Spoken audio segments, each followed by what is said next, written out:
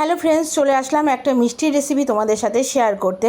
তো এই রেসিপিটা কিন্তু আমি ভাইফোঁটায় বানিয়েছিলাম, তো শেয়ার করতে কিন্তু অনেক দেরি হয়ে গেল। তবে ভাইফোঁটা কেন, যে কোনো অনুষ্ঠানে কিন্তু এই মিষ্টিটা তোমরা বানিয়ে ফেলতে পারো, অসাধারণ লাগে খেতে। চলো দেখে নাও এই রেসিপিটা আমি কিভাবে বানালাম। প্রথমে একটা কড়াইতে আমি 1 কাপ চিনি দিয়ে তার মধ্যে 1 কাপ জল দিয়ে একটু শিরার মতন বানিয়ে নিলাম। কিন্তু শিরাটা কিন্তু খুব ঘন করবে না, এক তারের মতন যখন হবে তখনই কিন্তু এটা বন্ধ করে দেবে। তো যাই হোক, এদিকে তো কাজু বাদাম অবশ্যই লাগছে। তো 2 কাপ কাজু বাদাম আমি একটা মিক্সিং বোলে ডাস্ট করে নিলাম। চিনি শিরাটা কিন্তু এখনও হয়নি, এটা কিন্তু আরও খানিকক্ষণ হবে। তো দেখতে পাচ্ছ এখনও পাতলা রয়েছে। এই শিরাটা যখন একটু এক তারের মতন হবে তখনই কিন্তু এর মধ্যে আমি দিয়ে দেবো ডাস্ট করা কাজু বাদামটা। তো এই রেসিপিটা করতে কিন্তু খুব একটা ঝামেলা নেই, আর খুব একটা উপকরণও লাগে না। তবে তোমরা কিন্তু এটা বাড়িতে একবার ট্রাই করে অবশ্যই দেখো। এরপর আমি দিয়ে দিয়েছিলাম এর মধ্যে একটু লিকুইড দুধ। তো তোমরা এটা না দিলেও পারো, তবে দুধ দিলে কিন্তু এটার টেস্টটা আর একটু ভালো হয়। তো আমি লিকুইড দুধ দিয়েছিলাম খুবই সামান্য। আর তোমরা পাউডার দুধও দিতে পারো, আবার লিকুইড দুধও দিতে পারো।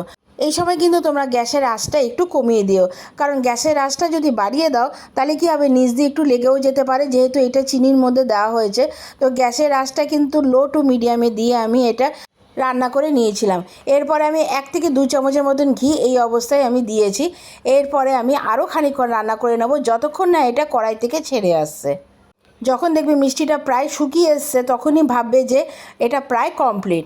তো রেসিপিটা তোমাদের কেমন লাগছে অবশ্যই কিন্তু আমাকে কমেন্টস করে জানাবে। আর তোমরা তো জানো এটা কি করতে হবে, ভালো লাগলে কিন্তু একটা লাইক, কমেন্টস আর এটা বন্ধুদের সাথে শেয়ার করে দিও, যাতে তুমি কেন আরও অনেকে এই রেসিপিটা দেখে তৈরি করে রাখতে পারে, যাতে হঠাৎ কোনো অতিথি এলে বা কোনো অনুষ্ঠানে এটা তোমরা সার্ভ করতে পারো। তো দেখো এই রেসিপিটা কিন্তু প্রায় ড্রাই হয়ে আসছে। এরপরেও কিন্তু আমি প্রায় 2 চামচের মতন ঘি আমি এর মধ্যে অ্যাড করেছি। তো ঘিয়ের পরিমাণটা একটু বেশিই লাগে, যেহেতু এই মিষ্টিটা ঘিটা দিলে খুব তাড়াতাড়ি কড়াই থেকে ছেড়ে দেবে। তো তোমরা এটা যদি পারো ননস্টিকের কড়াইতেই করার চেষ্টা করো, তাহলে কিন্তু এটা করতে বেশ সুবিধা হয়। তো দেখতেই পাচ্ছ আমার এই মিষ্টিটা কিন্তু প্রায় শুকিয়ে এসছে। এরপরে এটা আমি গ্যাস থেকে নামিয়ে খানিকক্ষণের জন্য আমি ঠান্ডা করার জন্য রেখে দেবো। গরম অবস্থায় কিন্তু তোমরা এটা করতে যেও না, এটা ঠান্ডা হয়ে যাওয়ার পরেই কিন্তু করো। এরপরে একটা থালার মধ্যে আমি খানিকটা ঘি ব্রাশ করে তার মধ্যে দেখতেই পাচ্ছ একটু মোটা করে আমি থালার মধ্যে পেতে বরফির আকারে কেটে তার উপরে গোল্ডেন ফ্লেক্স দিয়ে ডেকোরেশন করে ফেলেছিলাম। তো মিষ্টিটা কেমন লাগলো অবশ্যই কিন্তু আমাকে কমেন্টস করে জানাবে। এই রেসিপিটা যদি তোমরা ফেসবুক থেকে দেখে থাকো তাহলে অবশ্যই ফলো দিয়ে আমার পাশে থেকো, আর যদি ইউটিউব থেকে দেখে থাকো তাহলে আমার চ্যানেলটা সাবস্ক্রাইব করে দিয়ে বেল বাটনটা টিপে দিও, যাতে যে কোনো রেসিপি বা ভিডিও আমি শেয়ার করবো তার নোটিফিকেশান সবার আগে তোমাদের কাছে পৌঁছে যায়। তাহলে আসবো আবার একটা নতুন রেসিপি তোমাদের সাথে শেয়ার করতে। তোমরা ভালো থাকো, এখনের জন্য টাটা।